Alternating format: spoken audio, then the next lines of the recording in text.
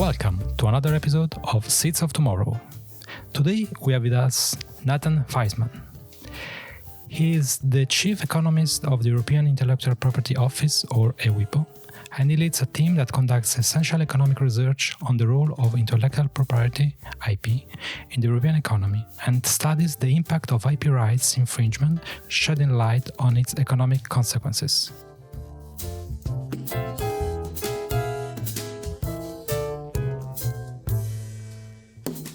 Good morning, Nathan. Thank you very much. Good morning. And in studio with us, we have Francesco Mattina, President of the CPVR. Good morning, Francesco. Good morning. During our journey, we tackled various dimensions of CPVR, and we thought it might be useful to have a view from the Chief Economist of the EUIPO about the economic impact of the PVR. And indeed, you did a study recently on this impact, Nathan. Yes, indeed. It was a joint study that we published together with the CPVO, looking at the economic contribution, but not only economic contribution of the community plant variety rights system. And we look in that study, which actually is one of the best studies that we have ever done in the area of IP. We look at not only the economic benefits of plant variety rights, but also, for example, benefits to the environment. And we even touch on their contribution to the UN's Sustainable Development Goals. So it's quite a wide-ranging study. Indeed, and I suppose that was quite challenging finding the right way to approach these vast fields. Well, yes, but this is why it was done as a joint study between us and between my team and CPVO, because of course it's true we know how to do economic studies, but we didn't know much about plant variety rights, and so this is the expertise that CPVO brought to the table, and I would say not only CPVO, but actually also CPVO stakeholders who contributed their knowledge. And so just to give you a very small example, let's say the meaty part of the analysis, the central part of the analysis was done by a German consulting firm whose existence I was not even aware of until CPVO made me aware of that. So this is just one example, because of course plant variety rights is a very specialized field, and so it's not something that a regular person would know much about, even somebody like me working in an IP office. And Nathan, you can elaborate a little bit on the challenges that, in essence, we faced together when we had to establish a methodology, because it was indeed a new approach, a new type of study, and we had lengthy discussion on what would have been the best methodology to reach a reliable conclusion. Yes, indeed, because of course it's a complex issue, because we first had to make some decisions about which crops to include in the study, for example, and it's always there has to be a compromise between there being 100% complete and having something that's manageable to do. So after much discussion, we decided to focus on the most important crops, which, just speaking from memory, account for well over 80% of agricultural production in the EU. So we decided to focus on on a relatively smaller number of crops that are really the important ones in terms of overall production volume.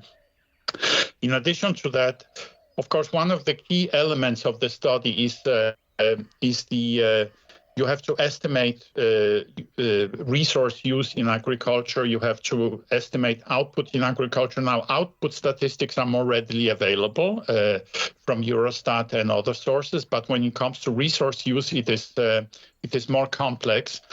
And of course, you have the whole complicated interplay, because what happens with plant breeding innovation. The basic result of that is that you use less resources and you produce more food than the other crops. That's the basic, in a nutshell, the basic fact, the basic benefit. And so when you do that, then many markets are affected. Of course, the prices, the markets for the food products or the agricultural and other products affected change. Because whenever you change supply and demand in a market, prices will change. And but also other markets are affected, both for upstream and downstream products. So those are sectors that that buy, for example, agricultural products and do something with them, food processing as an example, and then those are upstream, and then downstream you have the suppliers to the sector, and also so the suppliers of fertilizer, etc. So there are impacts there as well. And then finally, there is an impact on trade, on EU's trade with the rest of the world. EU, of course, is a major exporter of agricultural and horticultural products, and the changes that I just mentioned also affect our trade position versus the rest of the world. So there are many, many impacts, and you need to have a lot of knowledge, not only of the, let's say, of the economic principles, but also a lot of knowledge of the relevant agricultural and horticultural sectors also. And this is what CPVR brought to the table. Indeed, it is a very large array of competencies, knowledge, and knowing the right stakeholders in order to ask the right question to the right people, because they hold the data as well. Yes. And you mentioned a lot of dimensions. Have you had the opportunity to have a look at also the sustainability of is the system providing something in terms of contributing to the agricultural sector in terms of sustainability and growth? Because you mentioned the EU is a major exporter in this output, but is there any data you were able to find in this respect? Yes, so maybe just to explain that the basic idea, the way the study was done, is that we looked at the evolution of production in agriculture and horticulture and ornamentals, indeed, in the past 25 years. So the years, to be more precise, the years different between 1995 and 2020, and then we looked at, in the absence of the CPVR system, how would that have looked like in 2020? And then the main conclusion is that we would have had more resource use and lower production. And in terms of the trade position of the EU with the rest of the world, we would, for most of the crops involved, we would still have a surplus, but a smaller surplus than we actually have. And for some crops, and I'm trying to now remember which ones, but for some crops, our position would actually swing from surplus to trade deficit with the rest of the world. I know this was true for ornamentals. This was also true for potatoes, just to mention two examples from memory. So clearly it had an impact. Now, I don't know if by sustainability, if you also refer to environmental, if you use the word in the environmental sense, but of course there, as I already said, we find that in that period, the European agriculture and horticulture used fewer resources. On average, the resource use declined by 0.5% per year, while producing more. So, of course, if you use fewer resources, then you have a smaller environmental impact. And so, what we calculated is that the reduction in greenhouse gas emissions in 2020 were equivalent to the entire emissions of countries such as Portugal, Ireland, or Hungary. So the reduction that is due. In fact, the overall reduction was even bigger. Here we are talking about the reduction that we can attribute to plant varieties that are protected through the CPVRs, because that was indeed the focus of the study. So considerable reduction in greenhouse gas emissions, and also reduced water use. And that was compared to about 1/3 of the volume of Lake Constance. So really quite significant impact, also positive impact on the environment.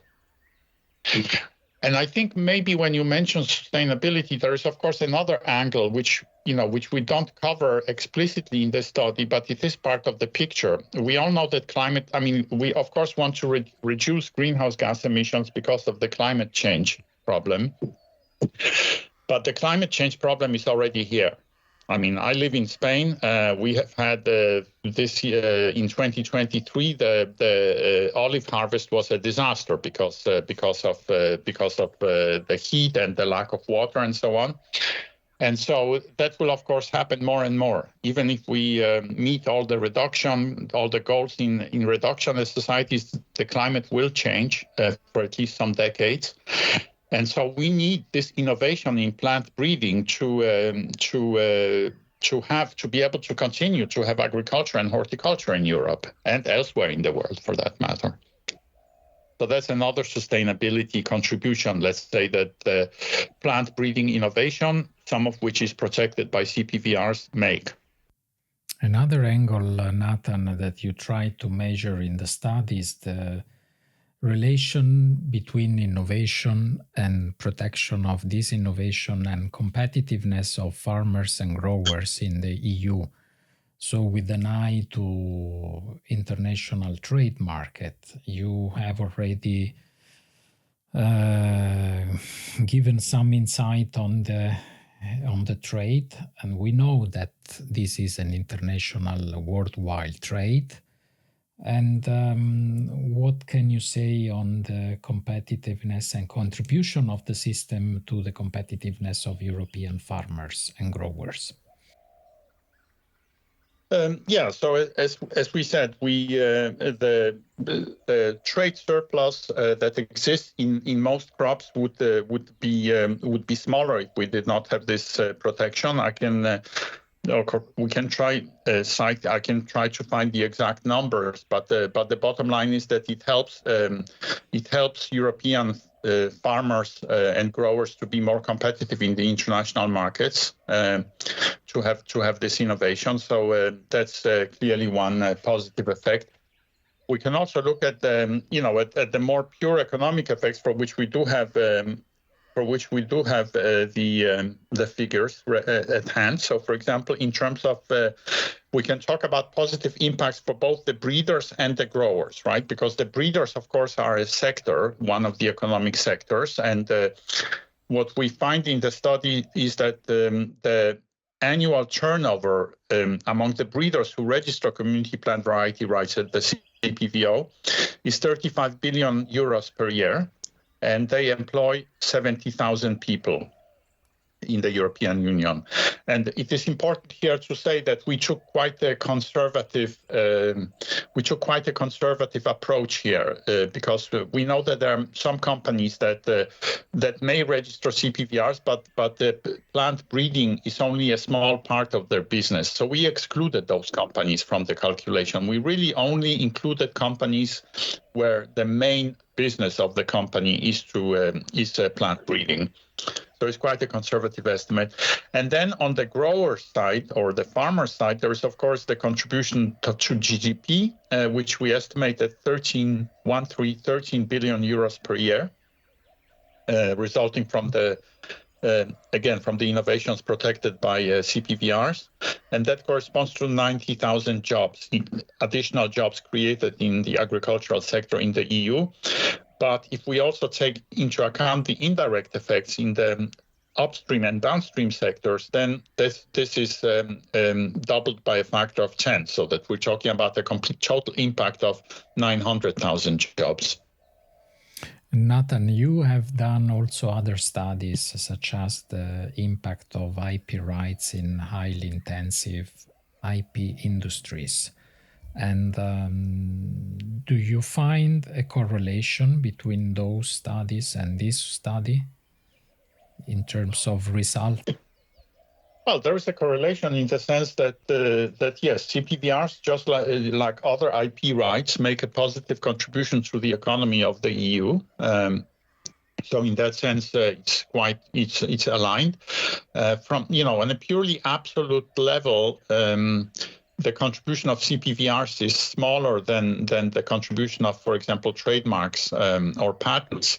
But that is not surprising because, of course, the CPVR is a very specialized type of IP right compared to the, let's say, trademarks at the other extreme, which can be applied to almost anything.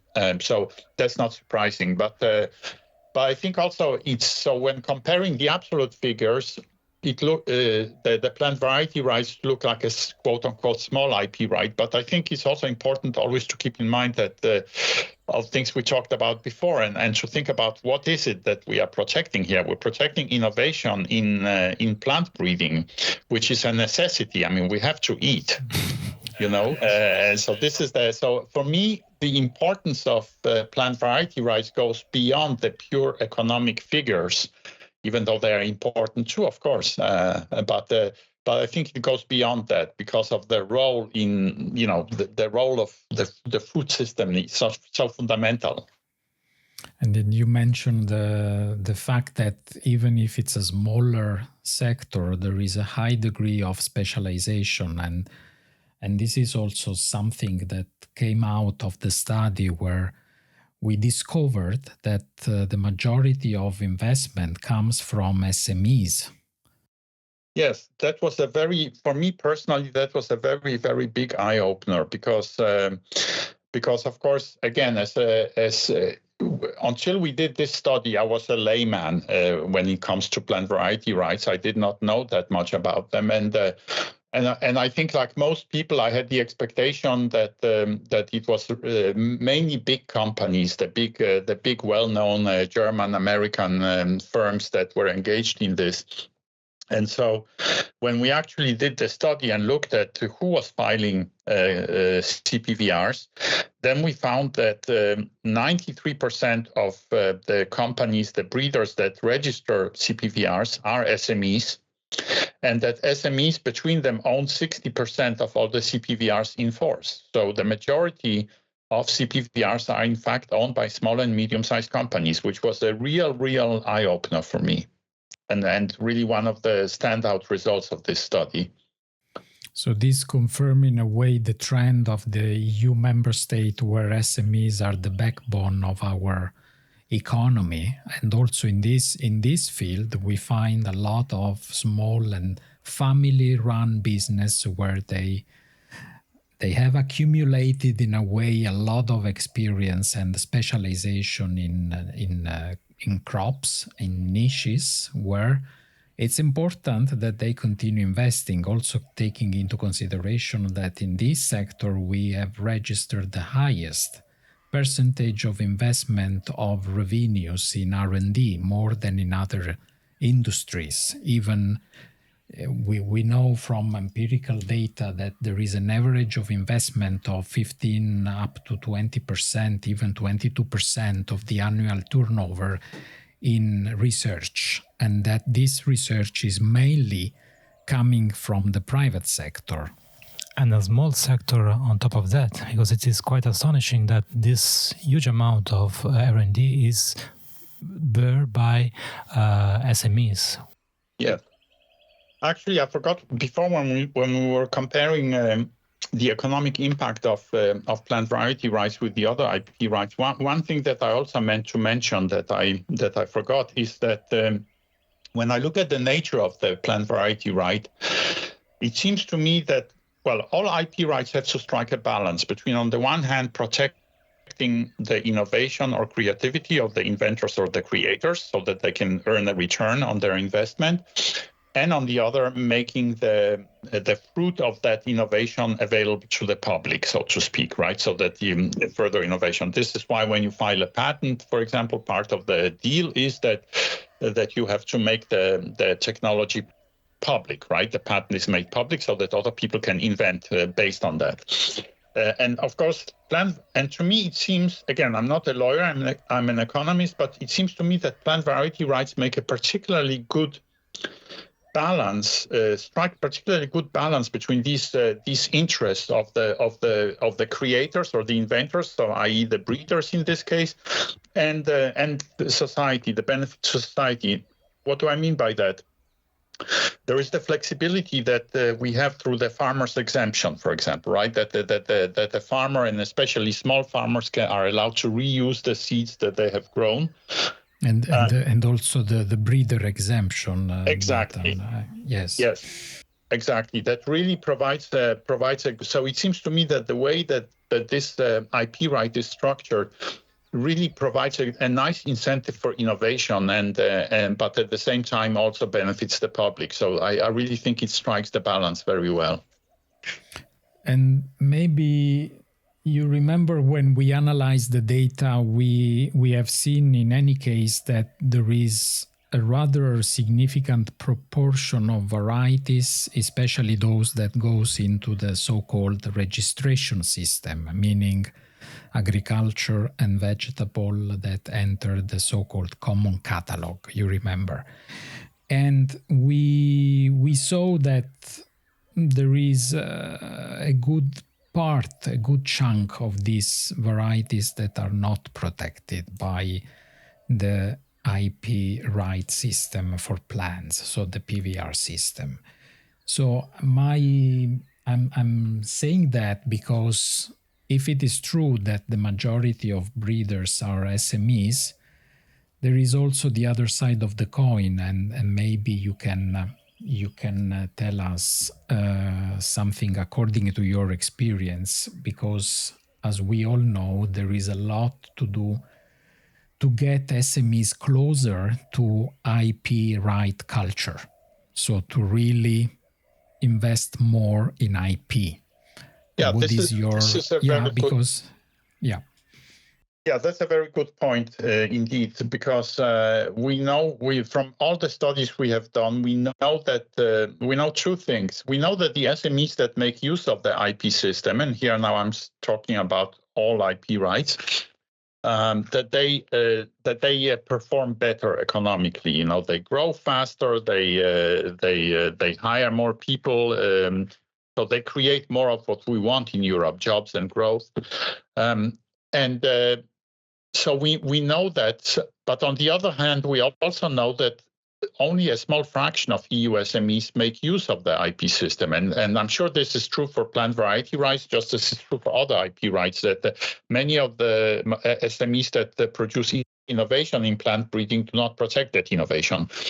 And what we know from asking SMEs why they do not make use of the IP system, we get different answers. Part of the answer is that they find the system complex, bureaucratic, difficult. They perceive it to be expensive, but also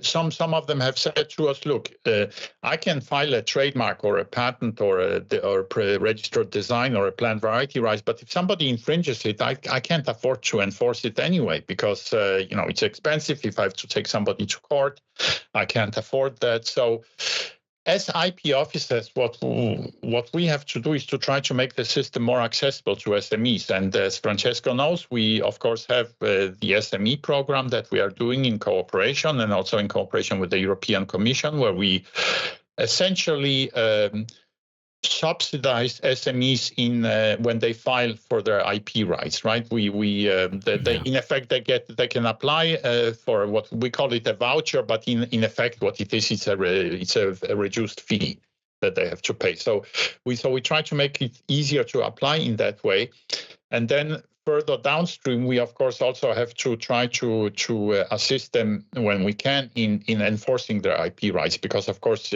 registration of an IP right is only a first step. You have to also be able to enforce it, otherwise it's not worth very much. So enforcement, or the perception of the challenges linked to enforcement, are still a factor that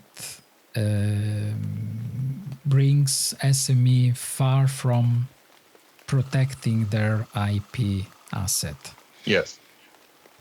And would you say that in times of economic crisis, because we are still facing a lot of challenges, we are still with geopolitical conflicts very close to us, inflation, energy crisis, etc., would you say from your perspective of economist that in times of crisis, IP investment should not decrease.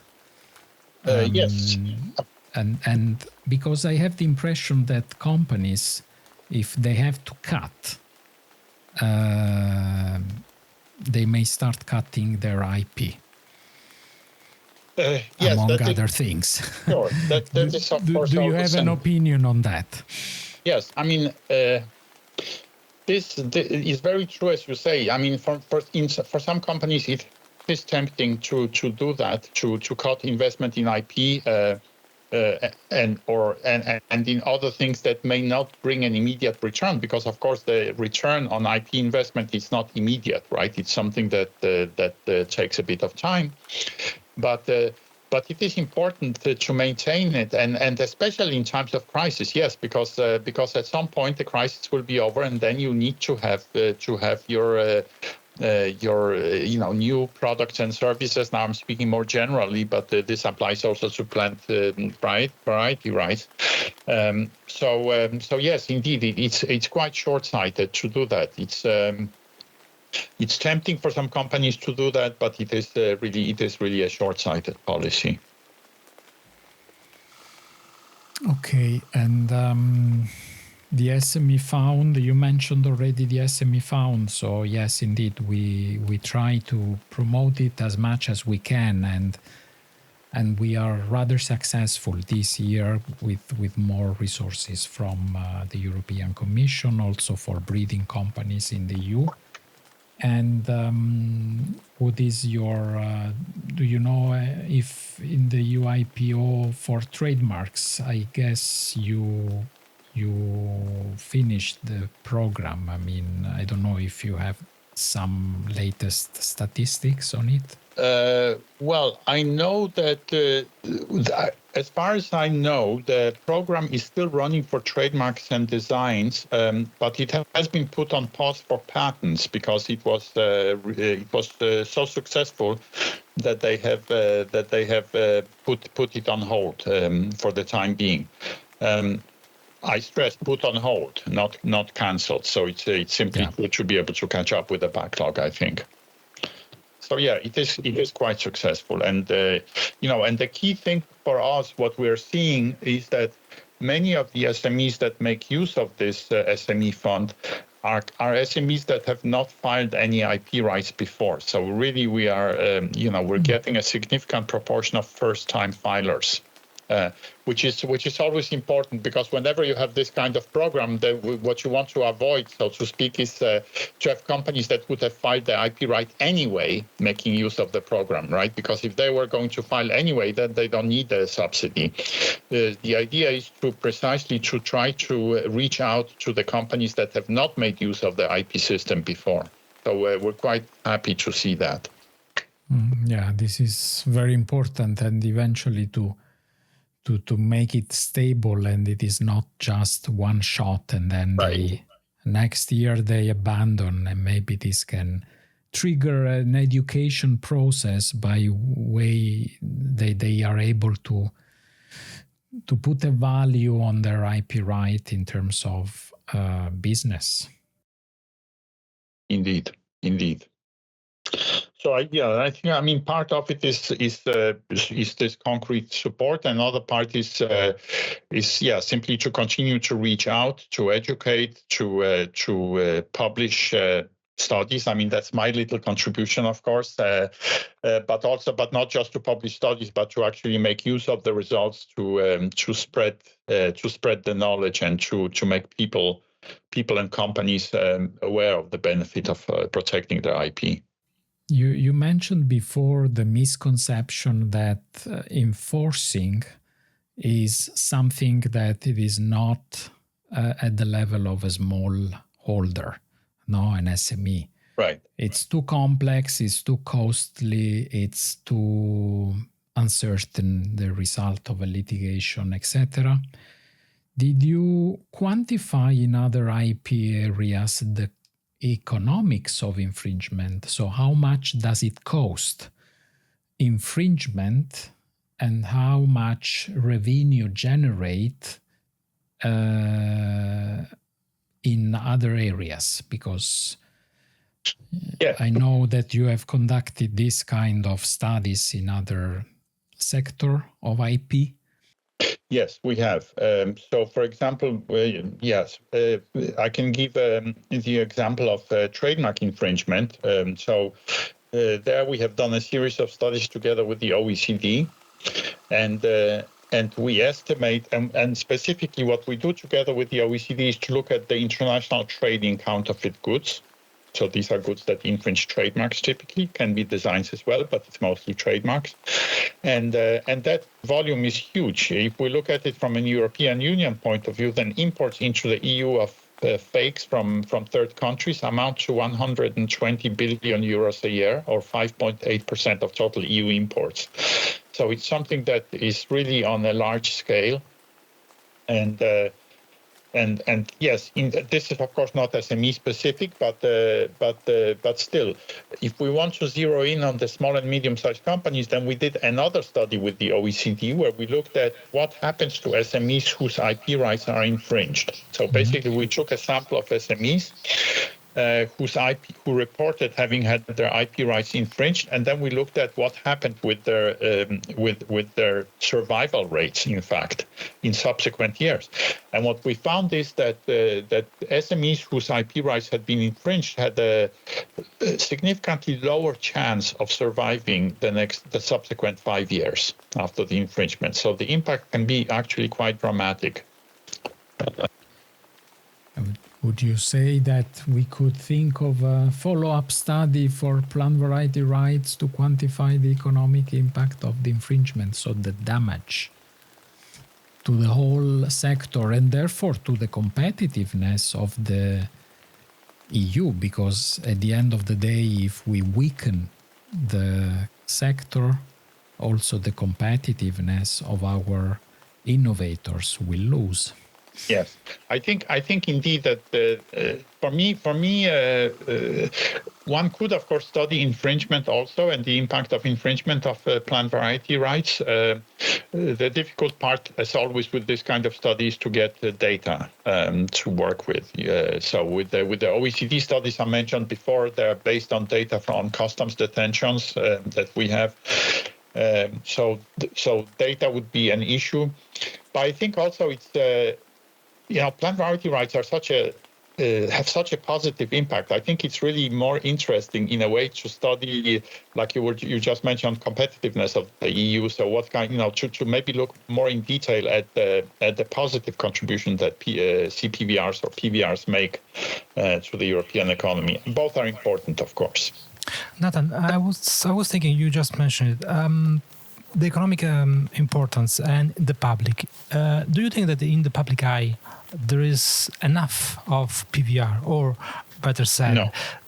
Okay. No, very, very sure. Look, I will use myself as an example. As I said before, until we started working on this study together, which we did sometime in 2021, I think. I mean, it was published in the spring of 2022. So until I had really started working on this study and thereby learning about the plant variety rights in general and community plant variety rights in particular, I knew very little about them. And also, as I said before, one of the real eye-openers of this study for me was to see how big a portion of these rights are held by SMEs, small and medium-sized companies. And I think this is really a message that is important to get out to the general public. There are multifaceted messages, but one is precisely this, that to combat this perception that plant variety rights is something for big companies only, which very clearly it is not. I think also it is important to make people aware that of the benefits of the innovation that we protect with plant variety rights, and the importance of this innovation if we want to be able to continue putting food on our tables in the coming decades, in view of climate change and other issues. This leads me to the next question, the next decades. You look back at the last 25 years and provide a picture. At the end of the study, do you think you will be able to tell us what the future holds in terms of economic trends in relation to plant variety rights? Well, I cannot really predict anything in terms of numbers or anything like that. But I think just following up on what we have been discussing, knowing that the world is going through climate change, knowing that population in many parts of the world, maybe not in Europe or Asia, but certainly in Africa and other parts of the world that are very much affected by climate change, that population in those places is growing. So there is more mouths to feed in the coming years. So all this makes innovation in plant breeding even more important than it has been in the past. And I think this importance will not only increase. That I think I can say with confidence. Of course, looking into the future is a bit difficult, and we can say that we glance into the crystal ball of the future. We can be optimistic, of course. We can look at several examples of future-proof varieties. We get this evidence. We receive applications for these varieties. These varieties are able not only to guarantee to farmers and growers higher yields, because at the end of the day, farming is an economic activity and they have to receive a stable and appropriate level of revenues to live out of it. And also, as you said, Nathan, living in Spain, but the situation is not only in Spain, in the region where you are, but also in other regions of Europe where our crops are constantly facing biotic and abiotic stresses, such as the high temperature in summer and very low temperature sometimes in winter, and lack of water. So these are factors that cannot be underestimated for the future of the sector and to guarantee food security. So innovation remains crucial. Innovations does not mean not allowing the use of traditional knowledge or traditional varieties. We have to make sure that we guarantee a very rich toolkit where the farmers can choose from. And that's essential for the future. Anybody can choose what is best for their conditions under their environment in their specific region. And for this reason, it's very important that SMEs more typically are very much linked to territories. And if they continue innovating and they are linked to the necessity, to the needs, to the demand of the territories, we can guarantee better output.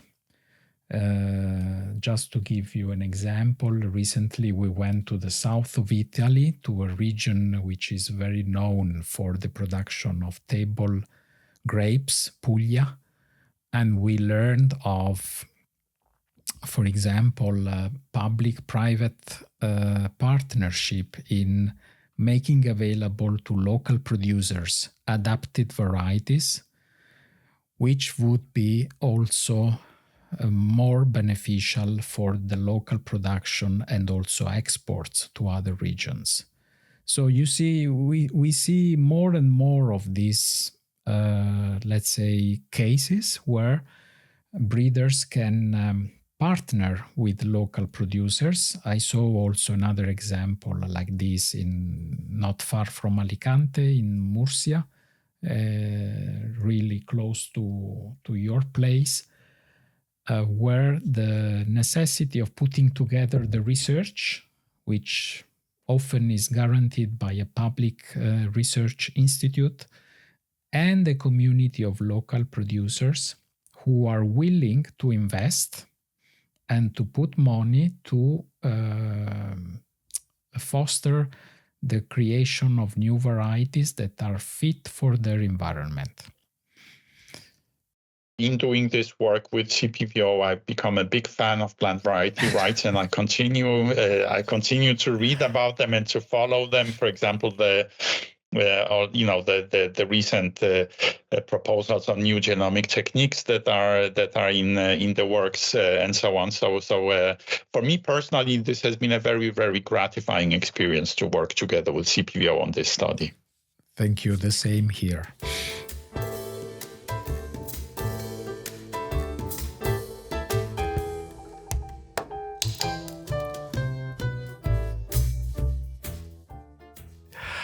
Well, and I think this concludes our episode today. Big thank you to our guest, Nathan, to our president, Francesco, and see you next time.